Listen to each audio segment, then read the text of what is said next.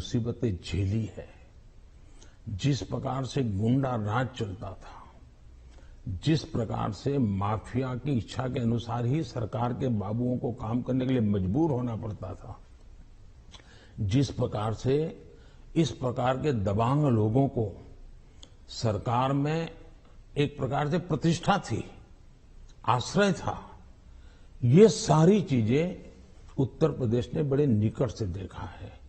बहन बेटी घर के बाहर नहीं निकल पाती थी, ये उत्तर प्रदेश ने देखा है।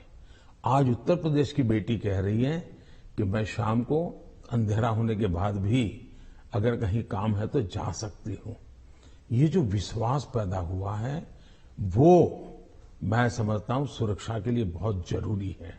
और ये तब हुआ है, उत्तर प्रदेश में एक समय था गुंडे जो चाहे वो कर सकते थे।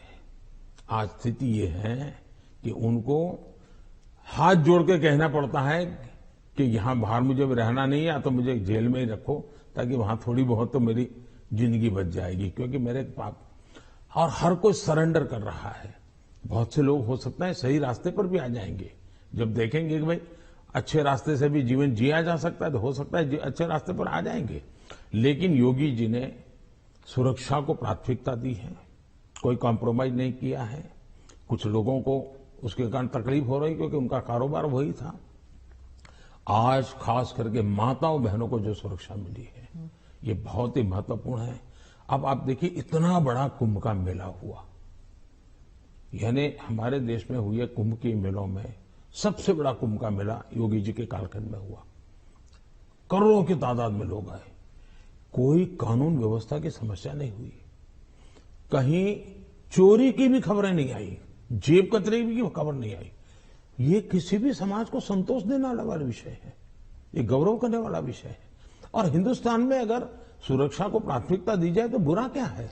नहीं, बुरा नहीं। जैसे सुरक्षा की बात चल रही है तो वो कहते हैं कि वहां पर एक जुडिशियल प्रोसेस नहीं है, ठोकों की राजनीति चलती है। अगर योगी सरकार ने डिसाइड कर लिया कि फला जो है वो गुंडा है या उसका कारोबार जो है उसमें कोई डाउट है तो उसको जेल में डाल दो, मतलब एक जुडिशियल प्रोसेस नहीं है, वो कहते हैं। देखिए, हिंदुस्तान की जुडिशरी वाइब्रेंट है, हिंदुस्तान की जुडिशरी बहुत ही सक्रिय है और कभी कभी तो प्रोएक्टिव है। अगर ऐसा कुछ भी हुआ होता तो हिंदुस्तान की जुडिशरी ने जरूर कदम उठाए होते। और पीआईएल करने वालों की कमी नहीं है हमारे देश में।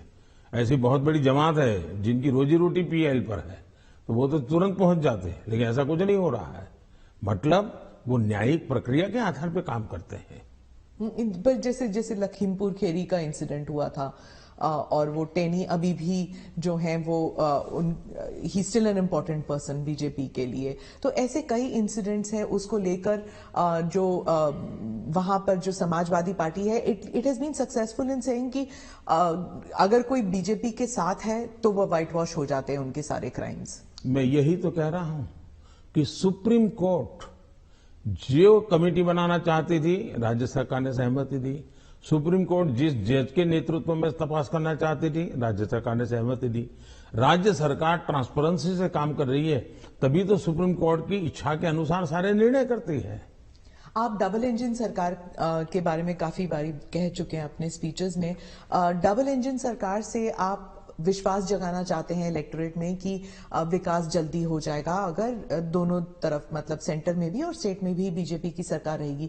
लेकिन कुछ लोग समझते हैं कि इससे एक धमकी की तरफ देखते हैं कि अगर डबल इंजन सरकार नहीं है तो विकास में गतिरोध आ सकता है, वह विकास मतलब गाड़ी आगे नहीं चलेगी अगर ये डबल इंजन सरकार नहीं होगी तो। देखिए, परिवार में भी माँ बाप हमेशा सभी भाइयों बहनों को कहते हैं कि देखो भाई, हम सब मिलकर के इस दिशा में जाएं तो सब अच्छा होगा, और सब उसी दिशा में प्रयास करते हैं। कोई एक दूसरे के विपरीत नहीं करता है। इतना बड़ा देश है, अगर हम एक दूसरे से विपरीत करेंगे तो हमारे संसाधनों नष्ट हो जाएंगे, हमारे देश की भलाई करने की गति रुक जाएगी। और इसलिए देश के लिए बहुत आवश्यक है कि लोगों के कल्याण के काम हम मिल बैठ के करें और ज्यादा तेजी से करें।